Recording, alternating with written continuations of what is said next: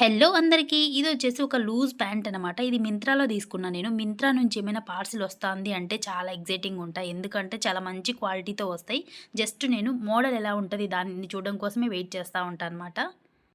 ఏమైనా సేల్స్ జరుగుతా ఉంటాయి గదా! 50%, 60% అలా తగ్గించి అలాంటి టైంలో తీసుకుంటా ఉంటానన్నమాట. కొంచెం బట్టలు ఎక్కువగా నేను.